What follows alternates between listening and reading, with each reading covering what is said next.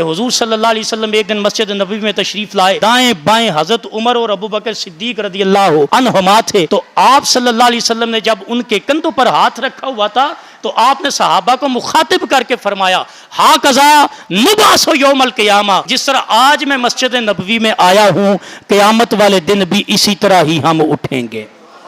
जिन लोगों ने कहा था ना कि ये खुद अपनी ताकत के जोर पर दफन हुए हैं, मैं उनकी समातों के लिए ये बात जिक्र करना चाहता हूँ। अगर हुजूर मस्जिद नबवी में साथ लेके आए और अपनी मैयत का ऐलान फरमा दें कि जिस तरह इधर साथ हैं, क़यामत वाले दिन की गारंटी दे दें कि उधर भी साथ रहेंगे, उनको कोई इबहाम नहीं रहना चाहिए। अगर मज़ार मुस्तफ़ा में ये दोनों साथ हैं तो जिनकी इब्तिदा नबी का साथ हो और जिनकी इंतहा नबी का साथ हो, उन लोगों को जान जाना चाहिए कि ये खुद नहीं वहां पर दफन किए गए, ये दफन करवाए गए हैं। ये अल्लाह की मर्जी और उसकी रजा के मुताबिक दफन हुए हैं।